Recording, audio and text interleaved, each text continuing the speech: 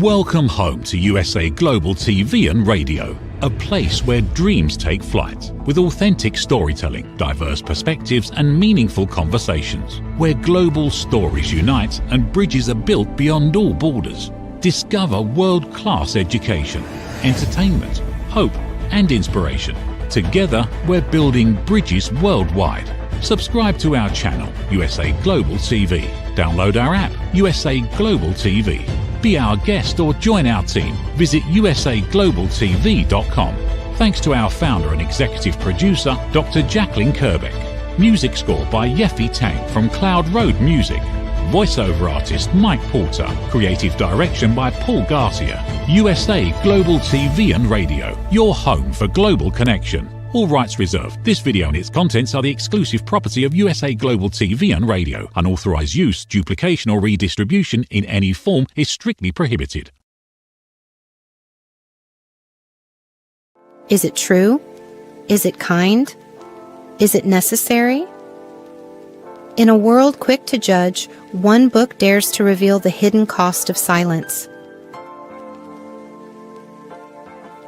Discover holy but harmful, the silent sin of judgment, how hidden judgments destroy relationships and damage lives, by Dr. Jacalyn Kerbeck. The Amazon #1 bestseller that's transforming the way we understand ourselves and the way we see others. Pick up the companion workbook to uncover your own hidden judgments and learn how to break free from them. Available now on Amazon and at fine bookstores worldwide.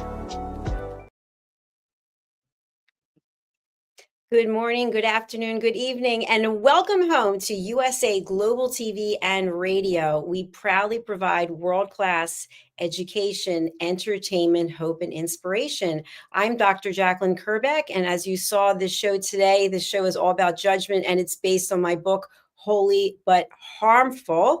And this is meant to just be an education and awareness program. We'll be discussing times in our lives when we felt like we were judged and maybe it prevented us from doing something we wanted to do, or maybe there were feelings that were left that we're still holding on to years later, or maybe it became an opportunity for change or to stand up for ourselves. So our guest today is one of our own team members here. I've actually had the pleasure of meeting him in person. He is a wonderful person. His name is Hiett Ives. He's a Houston-based speaker. He's also an author. He's an editor, and he's an expert when it comes to B2B trade show strategy. So he's going to join us today, and he's also an expert when it comes to language. So let's mind our P's and Q's. Let's welcome Mr. Hiett Ives to the program. Hello, nice to have you. Good morning, Jacalyn. How are you this marvelous Wednesday morning? I'm doing very well, thank you. I'm excited that you're here. Thank you for taking the time. It's been a minute. Fantastic. Looking forward to it. In fact, you gave me my wordsmith credits. And do you know where P's and Q's, minding your P's and Q's comes from? No, but I'd love to know. It's mind your pints and quarts. So it's British? Yes, it is. And when they, and in European, when in the bars, they would have a slate behind where you're sitting, and they would put how much you were drinking. And that was they were worth their tabs. And the barmaid had to make sure she didn't mix up pints and quarts, because obviously they were at different prices. So be sure you're getting the right amount on the right one. So mind your P's and Q's. Well, I appreciate that. And by the way, Hiett has a wonderful newsletter that he sends out where he gives all kinds of interesting background stories about words and about phrases. And I actually saw a phrase yesterday before we get into the show. The phrase was "saved by the bell." And when I found out what that meant, I was really surprised. And I should know that I've used that one, and it's escaping me. What was it? Well, apparently, at some point in time in history, there were bells put into coffins so that in case you were still alive, you could ring the bell. Well, that's what I wonder. Why did they get rid of that one? Well, it was attached to the toe, and they literally filled in the dirt and everything, and they would monitor it for 12 hours, 24 hours, so that if perchance somebody actually woke up, it would ring the bell, and they would exhume them and save them. Well, that makes sense to me. I wonder how many times that actually happened, but maybe I've been watching too many movies about people buried alive. But we're going to get into our show today, which is all about judgment. And as I mentioned to you backstage last week, we had one of our mutual friends, Dr. David Shine, on, and we were talking about ageism. And I can't help but feel that after a certain age, I don't know what the number is, you might have more information on this, but it seems like here in the States, we're not revered anymore. Whereas when I was growing up, an older person was revered, and you were interested in hearing all about their life experiences and what words of wisdom you could get. And now it seems like that's not actually the case in what I've observed. So what are your feelings about ageism as we are in the workplace and still have value to bring? I share David's concern, and as I was talking to you earlier, I am working with a company president he owns his own company. He's 52 years old. His son is 34 years old. And I am being employed both for my trade show, business to business trade show ability. I took the president and I did a show last Saturday. But he's also looking for me to be a mentor to his son. So I'm finding a dual value. Unfortunately, I'm also experiencing, again, on the trade show floor and in just regular marketing, these younger executives that may be in their 30s and think that they have the authority, but they fail to have the background to support what they're doing, and they're not looking for it. They don't want it. It's as you said, get away, old man. We know what we're doing, and we're going to do it. Thanks for sharing that. And it's interesting to me because the older we get, as long as we still have our health and mentally all is well and intact, we have so much knowledge and experience. And I know for myself, just last week, I got information. I applied to Wharton to take one of their programs, and I was accepted. And I thought maybe I wouldn't be accepted because of my age. And then I thought, after I'm finished this program, I will have so much more knowledge and information than I had before. So doesn't that make me more valuable?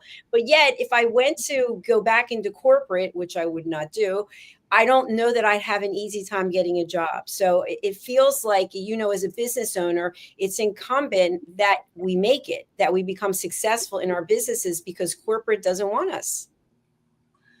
Yeah. And it's interesting. You talk about getting more education.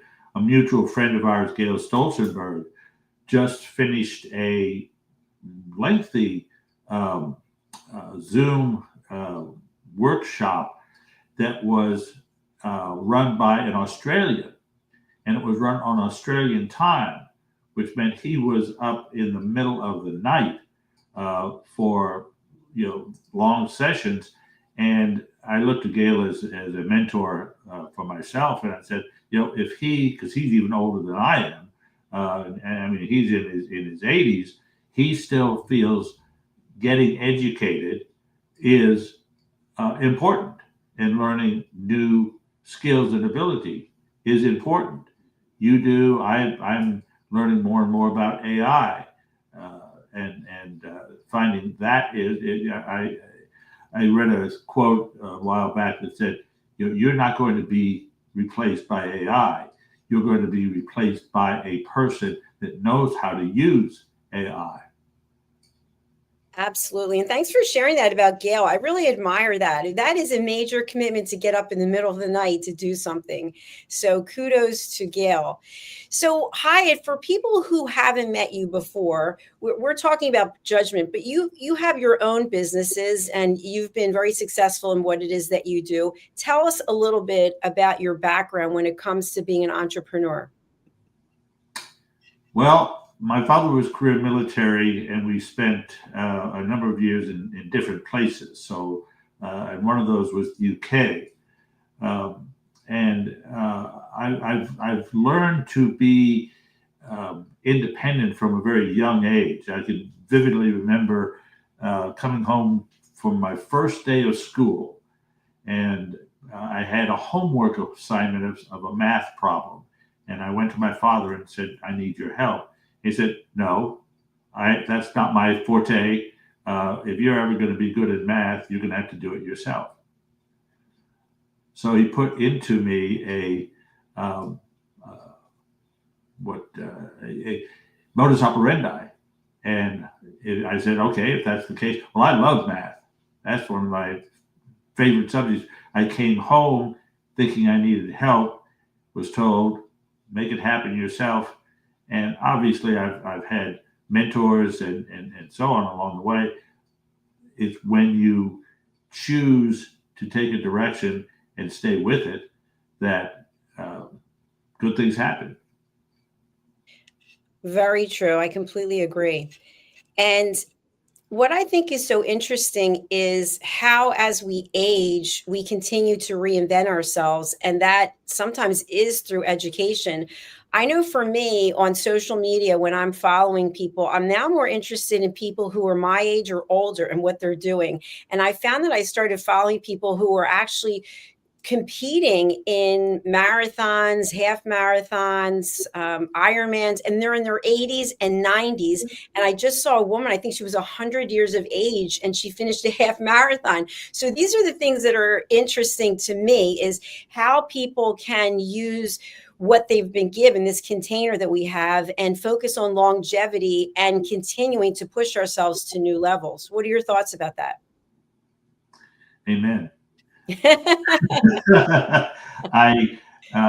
interesting. I've always been in good health, and unfortunately, over the last couple of 3 years, the weight has gone up a little bit.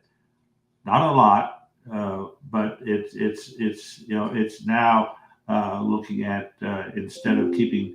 I was 140 pounds for 40 years, and then it went to 150 and 160 and 170, and now I'm pushing 180, and looking at ways to reverse that. So it's I do a modified fast. Another mutual friend of ours, Red O'Loughlin, is a master at utilizing nutrition on the cellular level to stay active and healthy. And I was with him Sunday at an event that Gail put together, and it was on nutrition. Gail is obviously very active in USANA, which is a nutrition-based supplement program that I am on right now and have been on for quite a while, because they've done a lot of the work to determine what the balance needs to be, and then provide it. That sounds like a very worthwhile session to have attended, because I know that nutrition is a huge component to longevity. So you mentioned about your weight, and I really appreciate you being honest and sharing that, because many people wouldn't talk about their weights. So do you have any judgment about yourself surrounding the weight? Take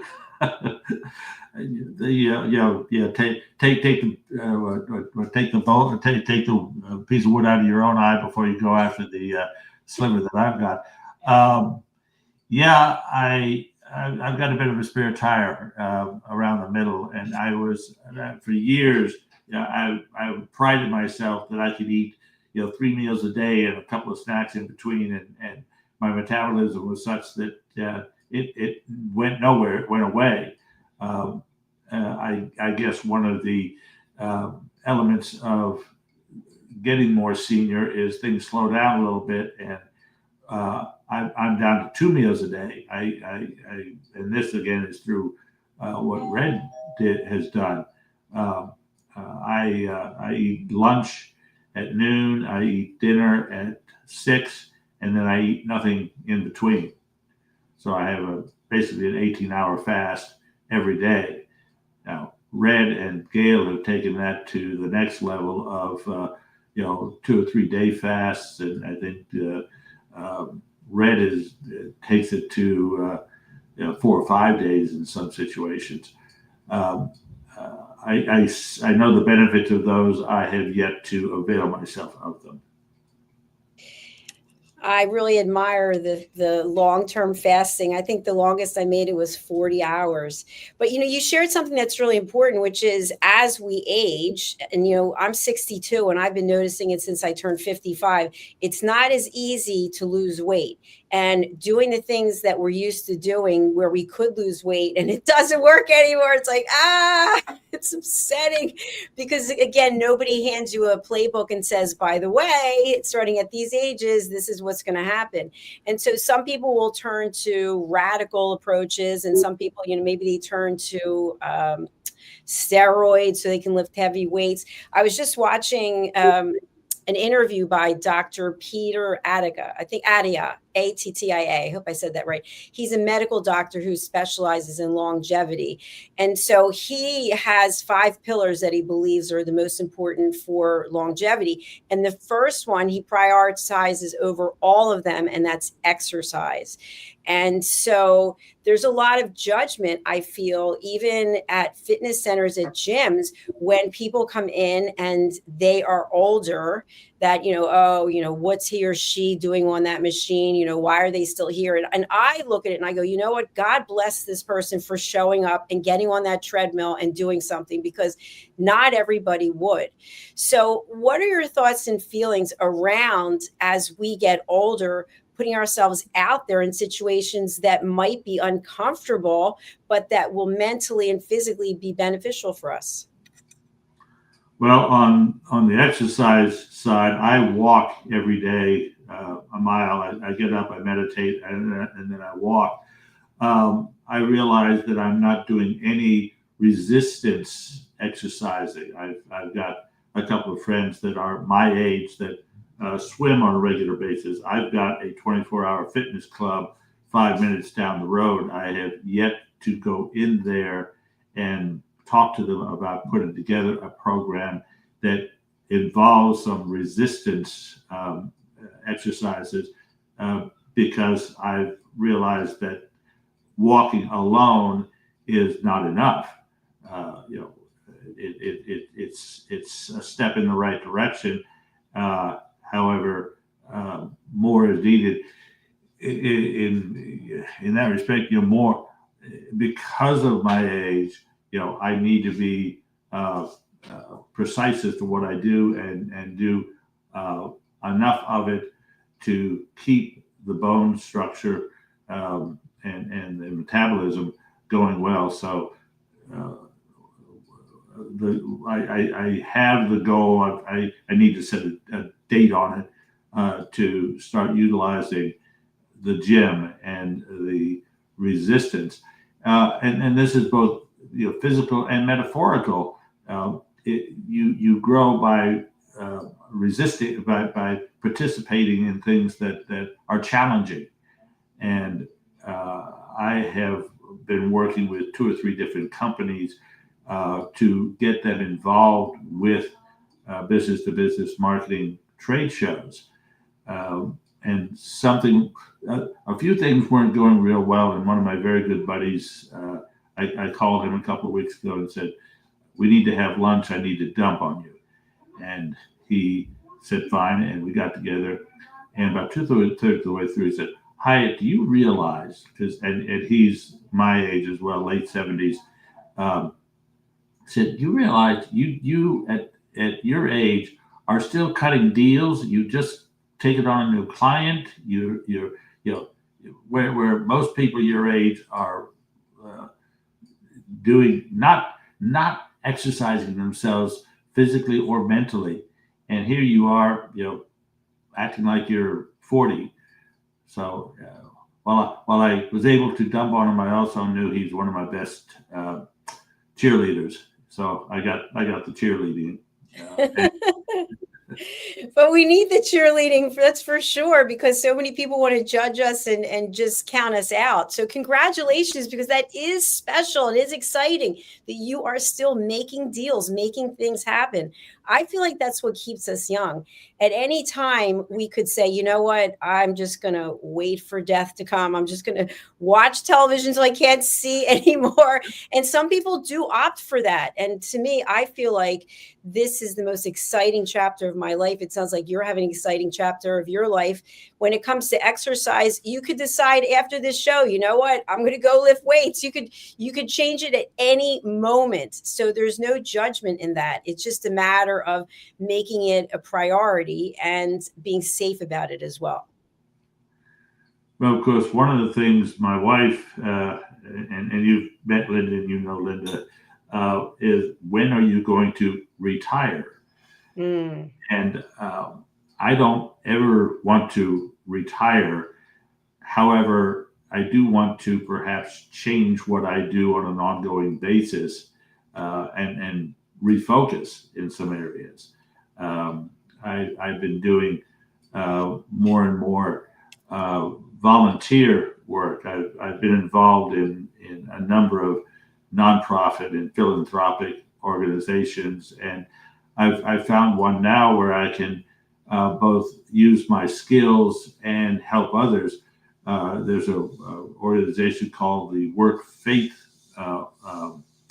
Ministry, and they put people that have had some bad times through a week-long a week-long boot camp, very stringent.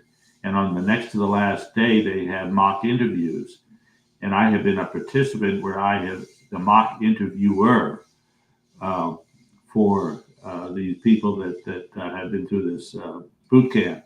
And it's amazing how some of these people had been so beaten down. Had a lady came in and said she wanted to be a waitress, and she wasn't really excited about it. I said, well, what's your background in waitressing? Well, she said, I spent 4 years with Landry's in New Orleans, and then 3 years with Saltgrass, which is a Landry's subsidiary, in Baton Rouge for 3 years. So I said to you, so let me get this right. You've got a 7-year history with one of the finest restaurateurs, most respected restaurant companies in the country. Look at if I were the manager of a Saltgrass and you walked in, I'd say, thank you, God. So the people, I'm able to give them my advice and counsel, and at the same time, help them grow and see more in themselves. In fact, I look forward to it to find, what hidden gem, what hidden skills am I going to be able to let this person know they have and appreciate and go forward with. Hiett, thank you so much. And thank you for sharing what Linda shared with you about retiring. I know a number of people who are younger than I am who retired when they turned 60. And so many times I will get asked this question, which is, oh, you're still working? which is a question that has judgment in it, right? Because they're judging me because I'm working and they're not working. And I always wonder to myself when I hear this from someone who has retired, maybe they're jealous they're not working. Maybe they actually missed working. They miss having a reason to get up instead of saying, what are we having to eat today? Which I've known people that's a big part of their day. It's like, oh, what are we having for lunch? What are we having for dinner? And I know for me, I don't really even think about that because I eat the same food every day. You're fasting 18 hours a day, so you already have a structure. But what about with the fasting? Do you ever get judgment from people about that, or are people typically supportive of the fasting? I don't let them judge me. I approach it, hey, here's what I'm doing to take care of myself, and I'm finding it works. And I also know that in the minority, if you will, there are very few people that have the discipline to exclude a meal and to exclude things out of their diet on a regular, consistent basis of their own volition. Not because they are having to overcome something. It's they want to maintain, what they've got, and that's the way I approach it. And again, I'm almost wanting to encourage people, that because we've all met people that are overweight and continue to be overweight and seem not to have any concern about that. To where when you tell them what you're doing to maintain yourself, it's sort of go ye and do likewise. Absolutely. It's interesting that you shared that because I've been traveling quite a bit. And what I found when I've been in Europe is, and for example, I'm a size 4. Okay. I will not wear a bathing suit. You will not see me in a bathing suit. I actually have a one piece that I'll wear to swim laps for exercise, but you won't see me prancing around anywhere on a beach or at a swimming pool. But when I went to Europe, what I found was there were women who were of a larger size wearing very tiny bathing suits and did not care about it at all. It was like they were so comfortable in their own skin. And there was a part of me that I thought, in the United States specifically, are we too focused on judging people and what they're wearing and how they look, as opposed to going to Europe and people have a completely different attitude, which is, hey, this is me and I love me as I am. What do you think about that? Yep, I agree. I've got a daughter, a 45-year-old daughter, who from her earliest days had to be in the right name. The clothes she had on had to have the right name in the tag. And I tried to tell her, they're not looking at the tag, they're looking at you, and those are accoutrements to you and to who you are. But unfortunately, to this day, she is in fact, she and her husband just bought a very high-end car, much higher than they needed. But it's what I want to be seen in. She's bought $2,500 handbags. Now bless her that she's got the money to do it. And on the other side, what a gross misappropriation of the money you have. So are you feeling that you're having a judgment about how she's spending her money? Oh, yeah. Oh, absolutely. Yeah. Now, I also know what her investment portfolio looks like. And it's several hundred thousands deep. And she and her husband are in their mid 40s and, both have very successful lives. So, their balance is good. It's not like they're, buying all of this stuff and missing bills and have nothing in it for the future. So her balance is good for her, and it just doesn't necessarily fit my modus operandi or my evaluation of what she could be doing with the money she has. Well, I appreciate your honesty on that because, it is interesting. I know when I was growing up, I was very close to my parents. You already know this. And my father had certain statements that really resonated with me. But one of the things that he said to me, look outside, what do you see? I see a tree in the backyard. He's like, do you see any money growing on the tree? No. So no one's going to take care of you. You always have to take care of yourself. Don't expect your mother and I to do this or a man to do that. And that really stayed with me. And I wasn't really sure at the time, and I'm not really sure today if that was a judgmental statement, but it was certainly motivational. And something that I just read this week, which kind of we already know, but we don't actually think about it on a daily basis, is there are 3 places that you can go where money has no value, really: a hospital, a prison, and a cemetery. So in all 3 of those places, you could find the richest person in the world in a hospital. Maybe they have a private room and their own team of people, but it's going to take God and a miracle in the universe to actually bring them back to normal, if that's possible. And then, of course, in a prison, it doesn't matter how much money you have, because if you are sentenced to do time, you're going to have to do that time. And in a cemetery, everyone's dead, so it doesn't matter what they had. But yet we get so hung up on our money. And I think that money is a tool. It's a tool that can make us happy. It can make us sad, but it comes and it goes. And I know that for me, that at this age, I look at money in a different way than I used to. Now I look at it as, wow, with money, I can grow this business. I can travel abroad. I can give back and help other people, as opposed to I need more shoes. I need more handbags, because I went through that myself. And now I'll tell you what, if you saw here, I've got all these shoes in these boxes piled up. I can't wait to get rid of them. I don't wear them anymore. You couldn't pay me to wear high heels. But at the time, I had to have the latest designer shoes. And now to me, they have no value. Yeah. So I started a TV show called Couture Treasures, and I will be selling them on the show. Well, it's interesting. Linda had a similar background to yours, as she was very close to her parents. He was a postal delivery man. So he was never wealthy, but they were rich in family, and they bought things secondhand often. Well, I today, just in the last couple of months, found a pair of shoes on a clearance rack. They were top-end shoes that I got for next to nothing. And I was at a men's session on a Saturday morning in a church that was next to their second store that had clothing. And it was the weekend before Father's Day, and they had sports jackets for $25, but because it was Father's Day, they marked it down to $15.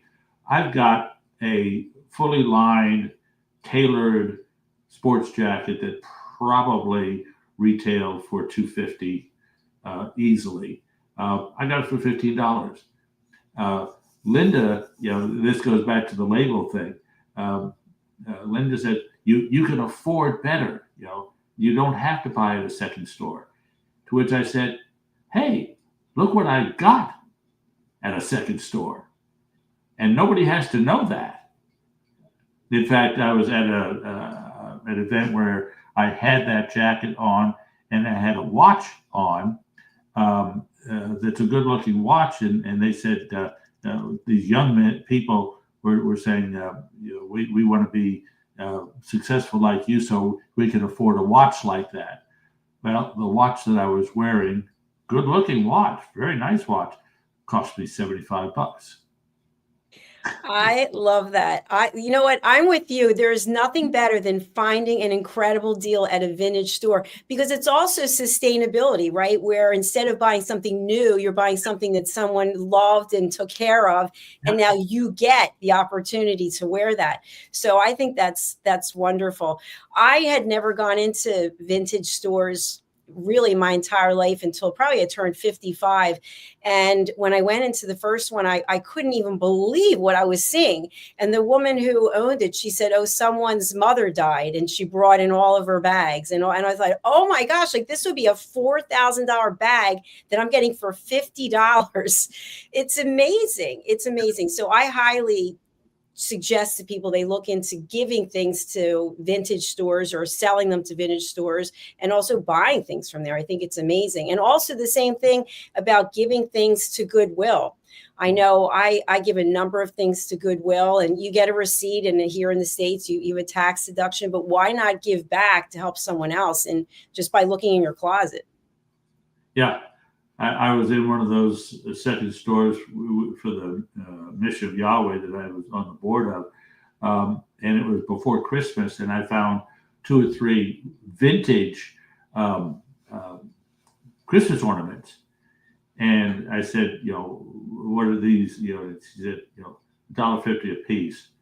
And I took 3 of them. I said, here's $10.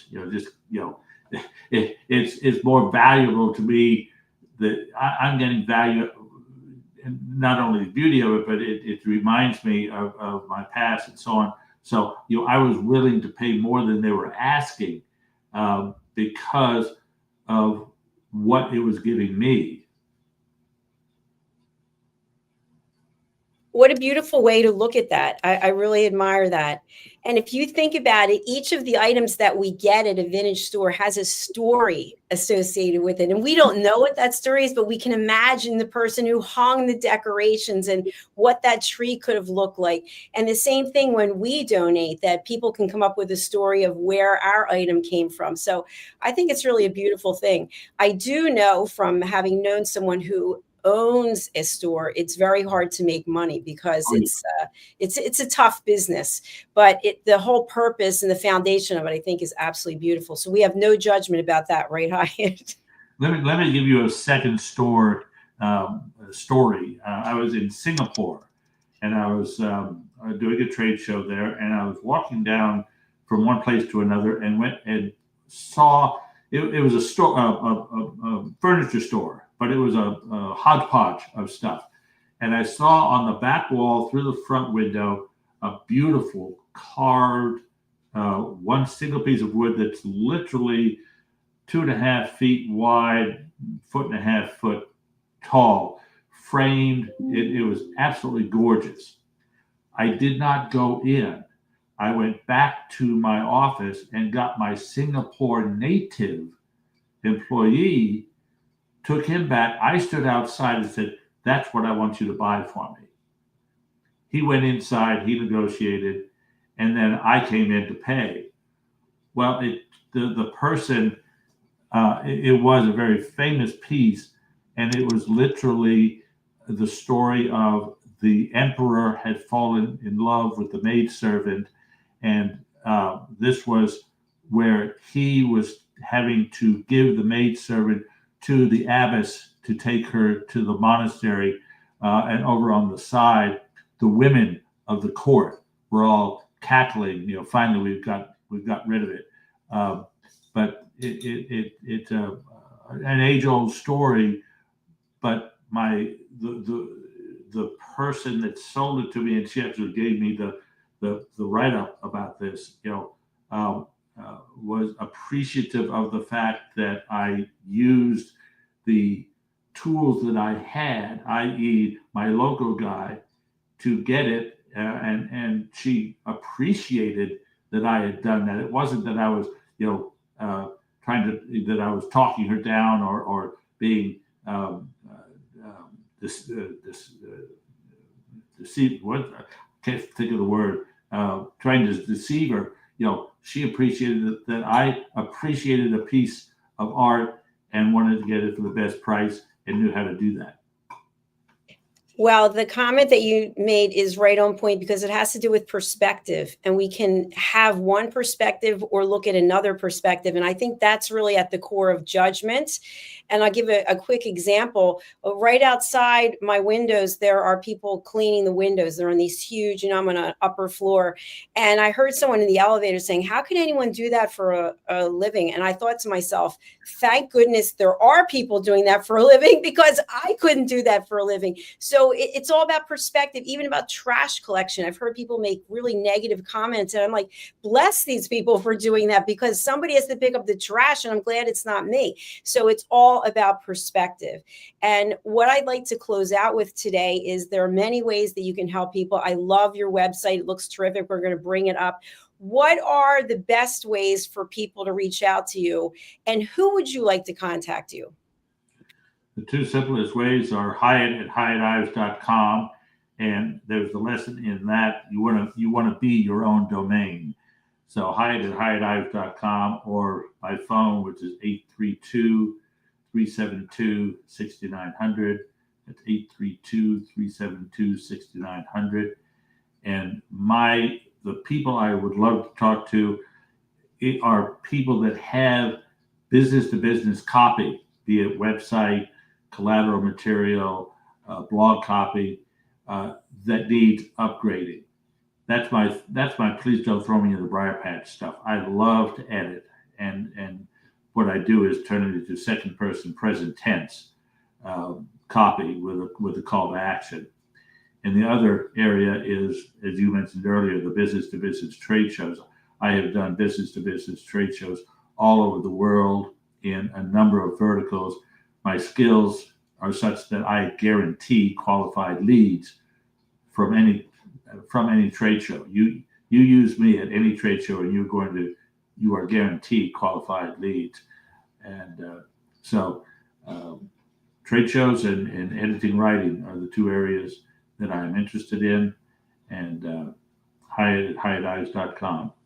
And there's part of my evolution. I have to upgrade that show dynamics. I used to market myself under show dynamics.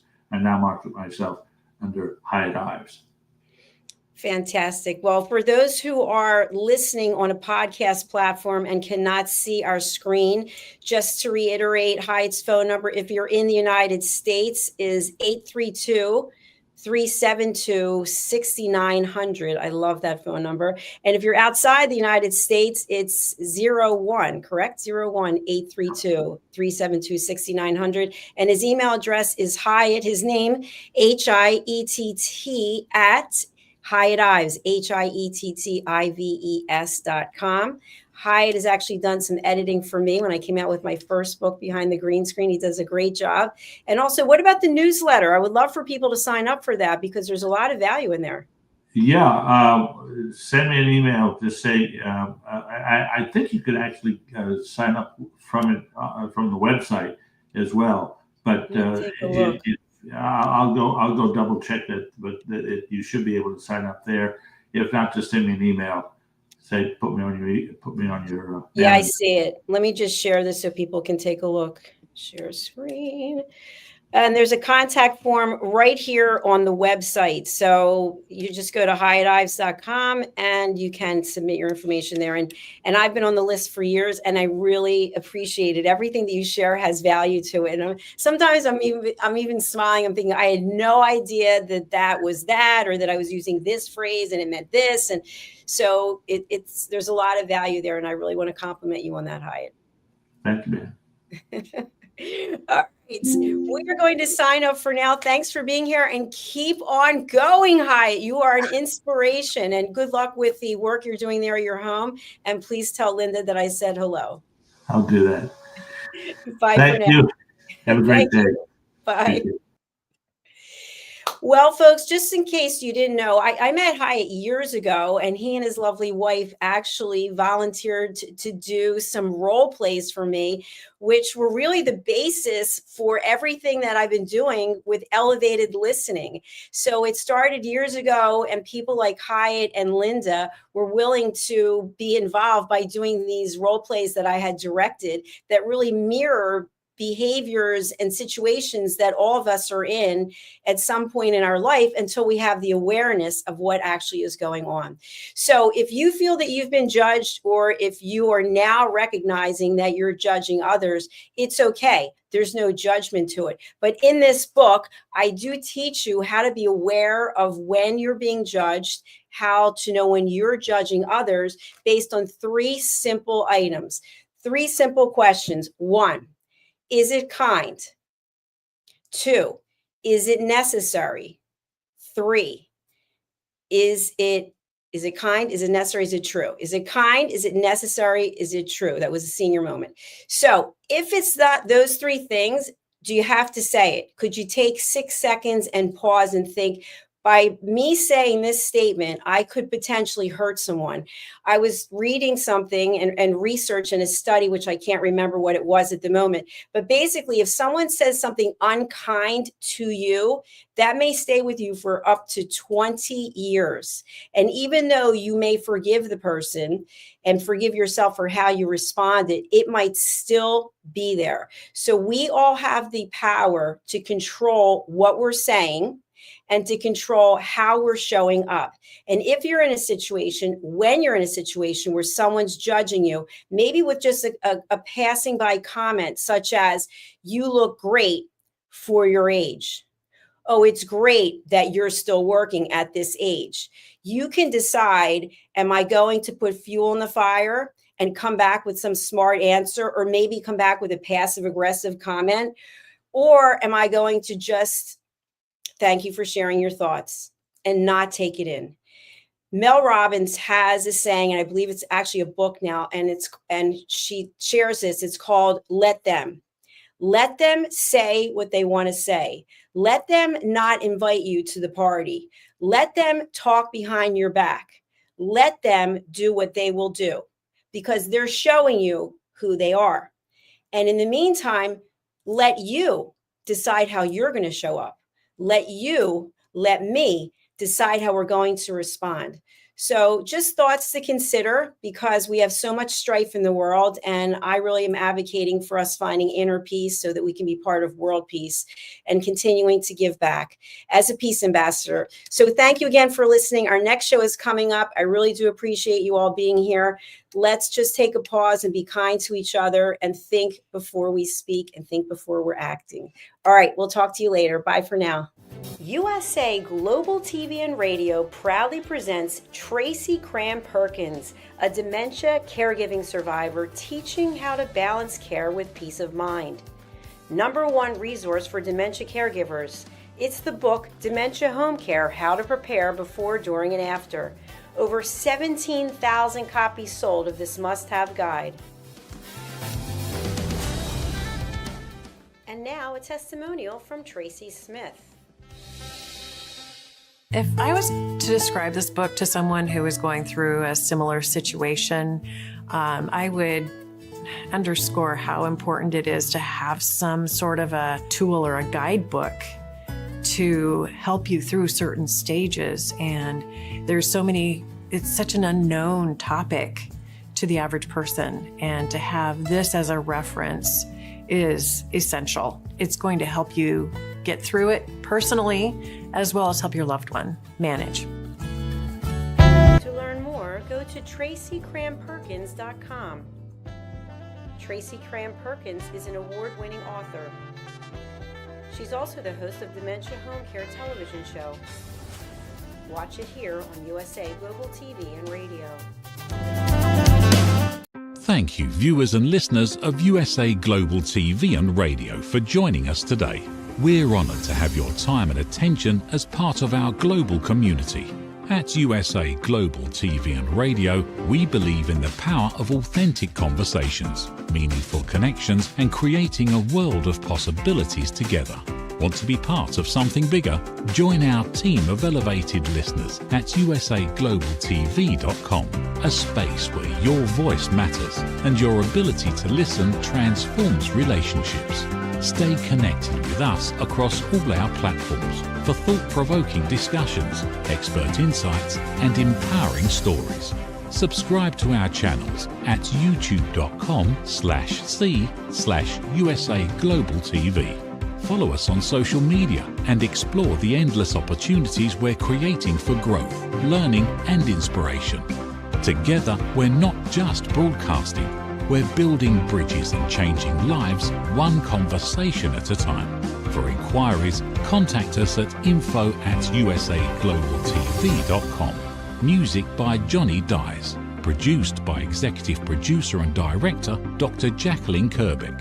Voiceover by Mike Porter. Creative direction by Paul Garcia. All rights reserved. Copyright 2025. Visit usaglobaltv.com to view our full terms and conditions.